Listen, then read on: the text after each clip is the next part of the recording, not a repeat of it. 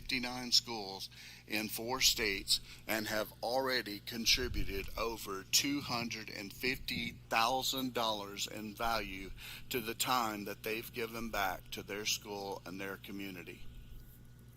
In Virginia, video conferencing and application sharing is allowing elementary students to jointly develop solar-powered flashlights with students in Honduras.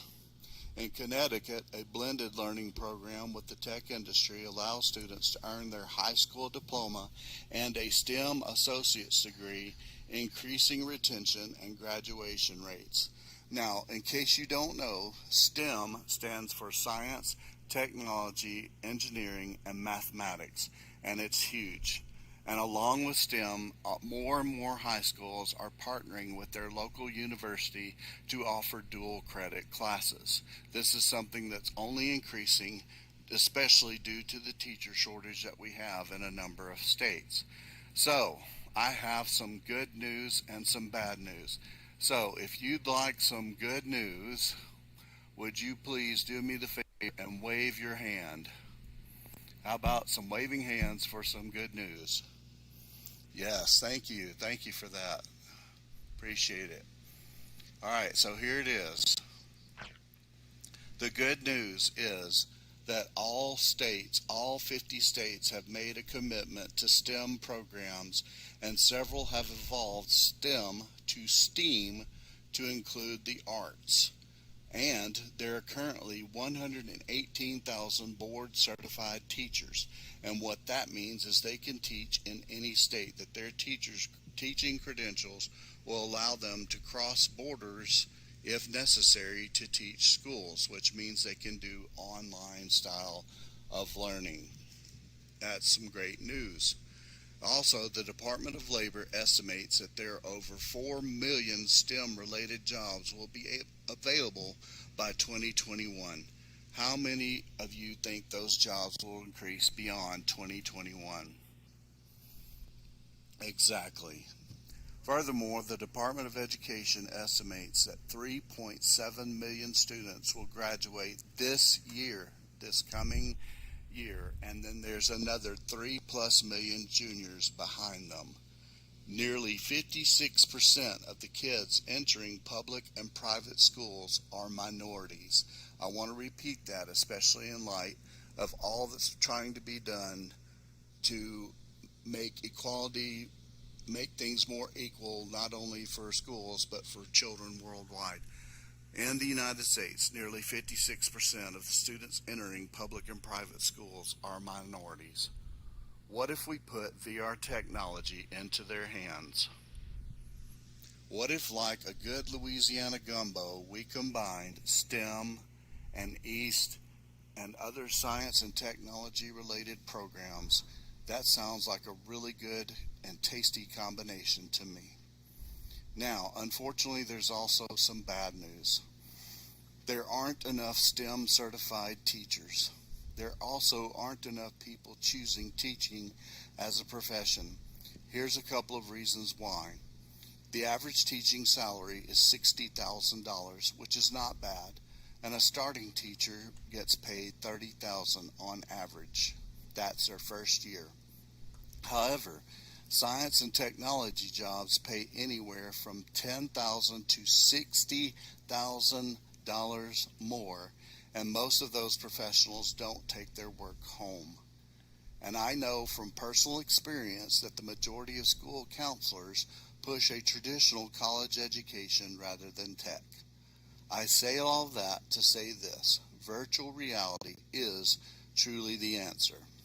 Now, for myself, the amount I spend per month to be able to access this technology is $93 for my internet connection. I know it took a lot of time to build the DBI Institute and all the things that we have here in this site, but realistically, your only maintenance cost is your monthly internet connection and the time that you put into it. At last month's expo, Fairy Godmother Lynn Switzer reminded us that one of the highest levels of learning is doing, and all of us are learning by doing and building our worlds and building up this institute and this event. I want you to think just for a minute to I want you to think back to maybe riding a bike or swimming, or the first time you even used a computer, or walking, or anything you did for fun. How did you learn it? How many of you can vividly recall a memory of of the early days of you learning something along those lines? I would guess it would be many of you. Now, how many of you, if you would show me by hands or some kind of response, how many of you did it again and are still doing it? Why? Because you had fun learning it.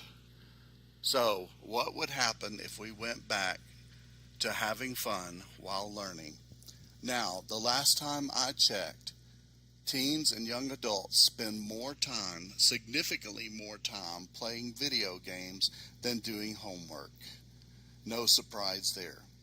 But if you would, allow me to share with you my vision for a VR classroom experience. The idea involves a group with individual roles. So how much more do you think you would understand the struggle for civil rights if you were immersed in it? For this assignment, you will create a virtual museum exhibit to bring light to an event from the civil rights era.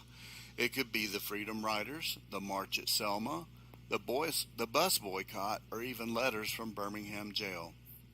The group aspect would be for the members of the group to visit the exhibits and each person give a guided lesson incorporating their new understanding. As a capstone, each student will present a new call to action going forward from where we are now.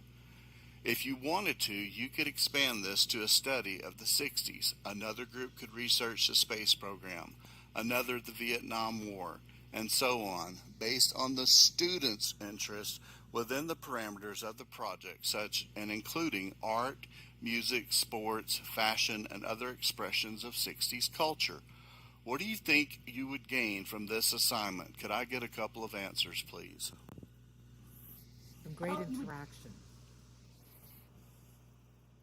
Yes. Exactly. Yes. You would also have them remembering more and be more enthusiastic about learning. Exactly. Well, my answer as a teacher is this. You would practice every single discipline and nearly every learning style in this one assignment. I just want to say that again because it might blow your mind. You would practice every single discipline and every single learning style with a couple of exceptions in this assignment. Furthermore, the student now has a portfolio piece that they can display on social media and revisit. And you replace evaluation with accomplishment instead of grades.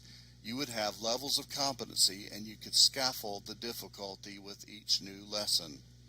Here's the bonus. If this is 100% virtual, meaning all learning and instruction happens at home, many discipline issues virtually disappear. See what I did there?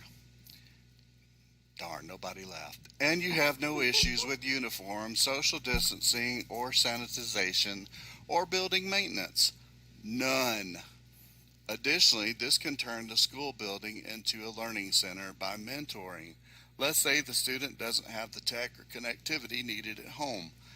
They go to the